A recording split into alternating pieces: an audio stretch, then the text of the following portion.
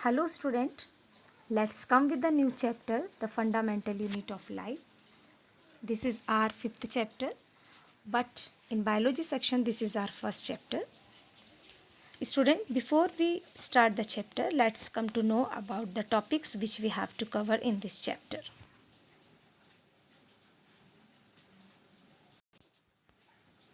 So this is the list. First we have to study about the cell, basic unit of life, history of the discovery of cell, prokaryotic and eukaryotic cells, multicellular organism, cell membrane and cell wall, cell organelles, chloroplast, mitochondria, vacuoles, endoplasmic reticulum, Golgi apparatus, nucleus,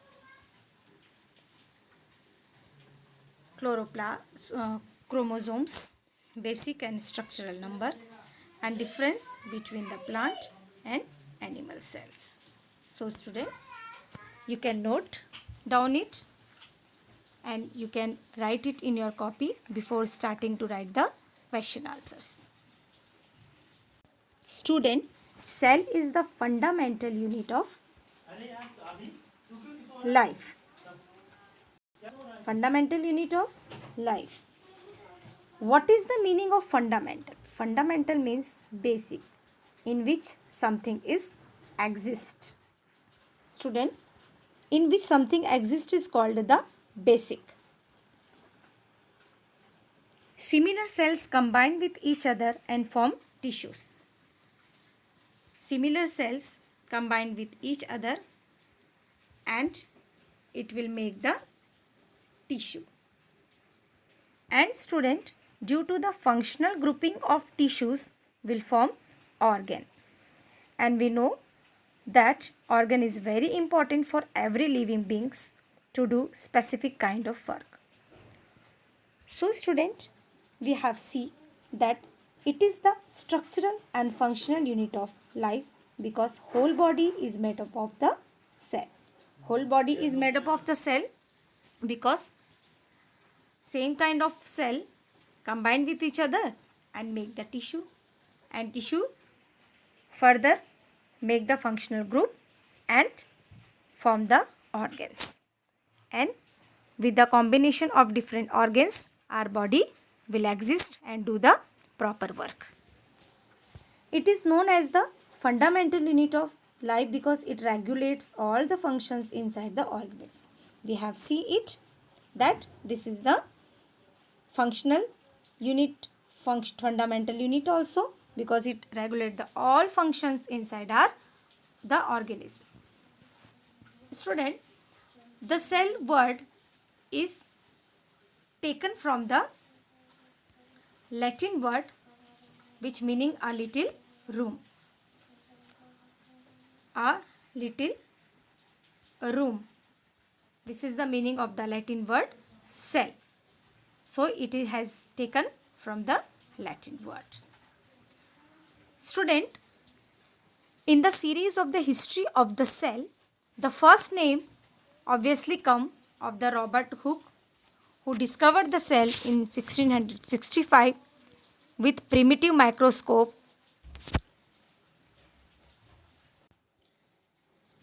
Student, this is the beehive and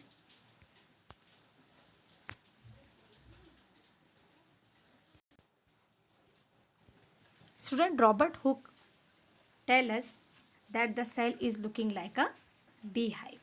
So this is the beehive and cell look like the beehive exactly. I have prepared a tabular form so that it will be easy for you to learn the discovery of the cell.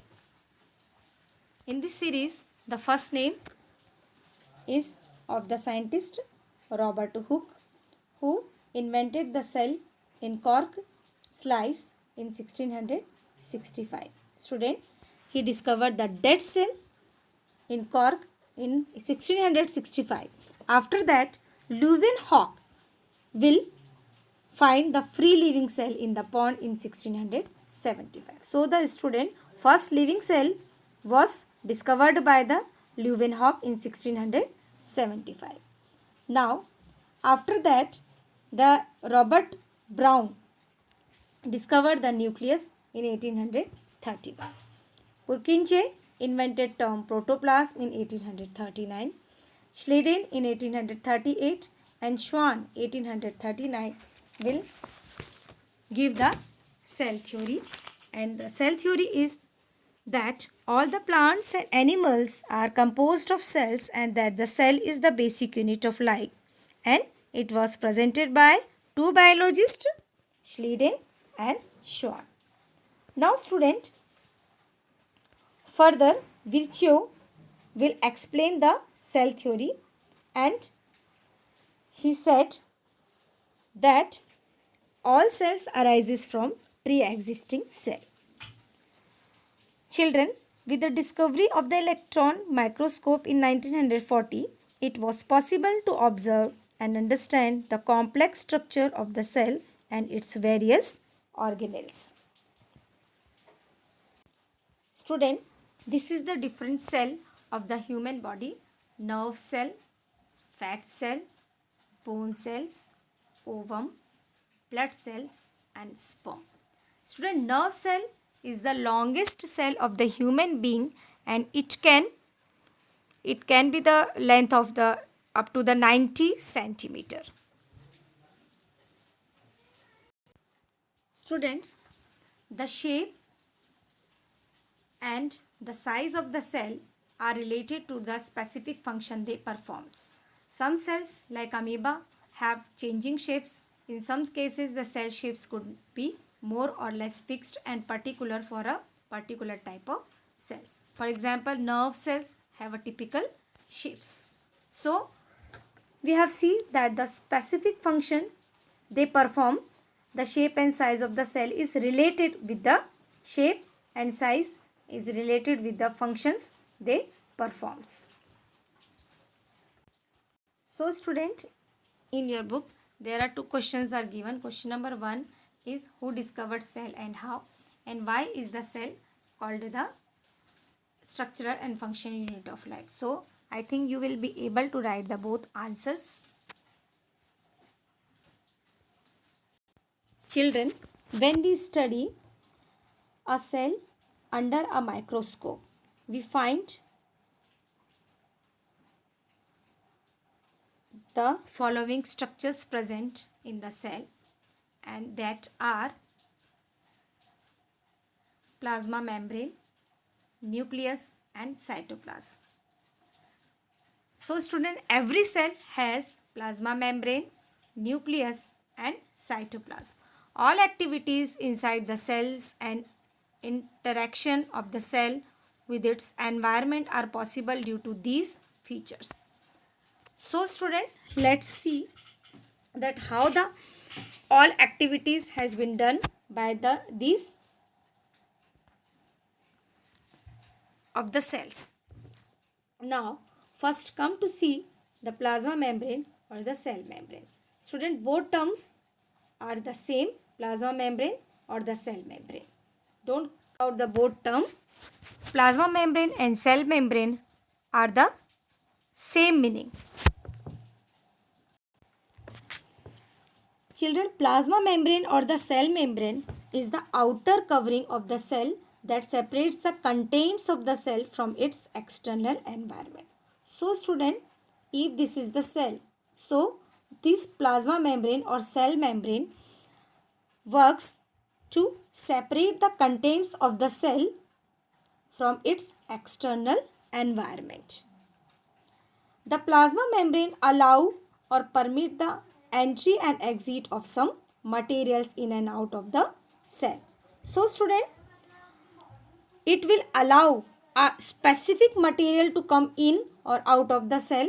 It also prevents the movement of some other materials. The cell membranes therefore is called a selective permeable membrane. Student, why it is called the selective permeable membrane? Because cell membrane will prevent the movement of some other materials. So this is the selective permeable membrane. So student, we have seen that plasma membrane or cell membrane will separate the separate the contents of the cell from the its external environment, and this is selective permeable membrane because it will permit specific kind of material to come inside or go outside from the cell. Students, some substances like carbon dioxide and oxygen can move across the cell membrane by a process called diffusion. If we talk about the gas exchange, student, so it is very interesting to know that gas exchange the process will done by the diffusion.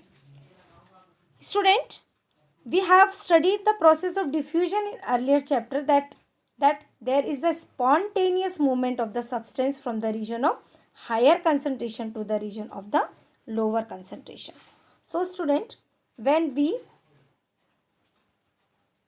want to exhale the carbon dioxide, means it will high concentration inside the cell. So this is the spontaneous method that it will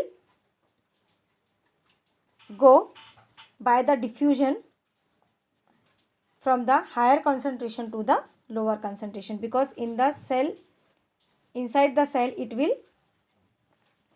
dense, means concentration is high of the carbon dioxide, and out of the cell, means in the outer environment, the density of the carbon dioxide will low, so it will go outside due to the osmosis process, this is due to the diffusion process. We will study osmosis after that.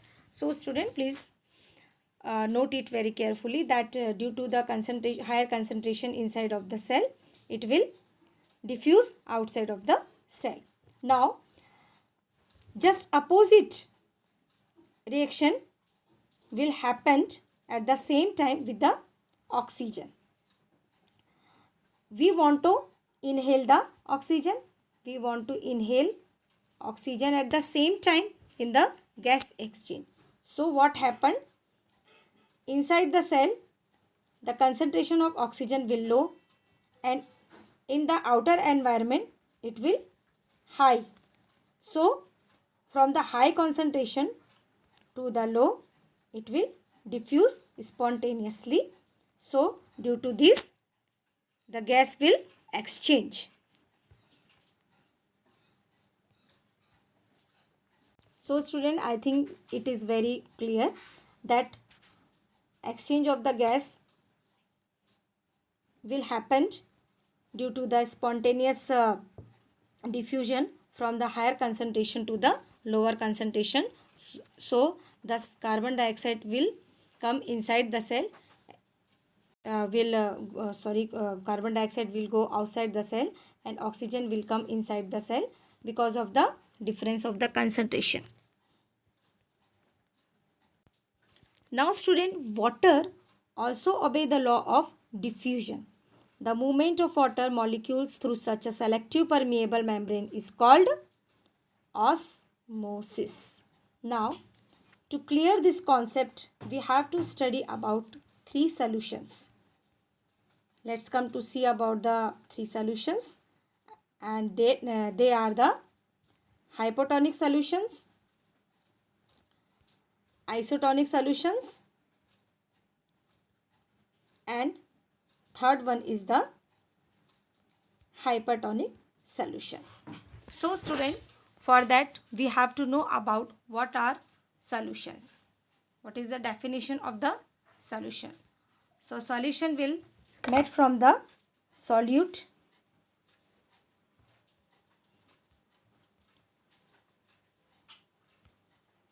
and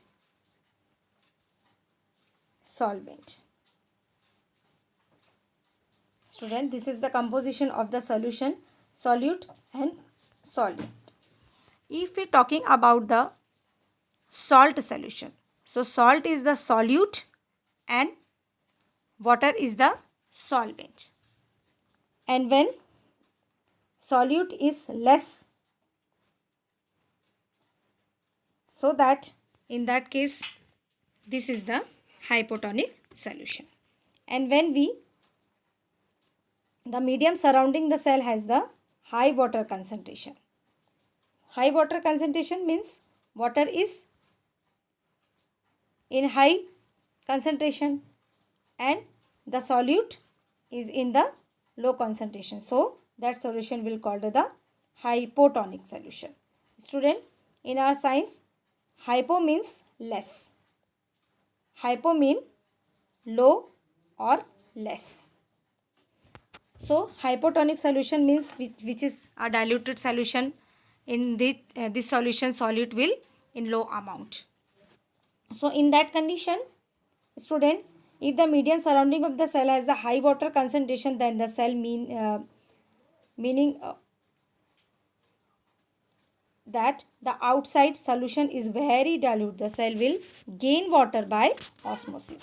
So the cell will gain water by the osmosis. Such a solution is known as the hypotonic, and water molecules are free to pass across the membrane inside or the outside, and the net result is that water enters the cell and cell is likely to swell up. It will be swell up.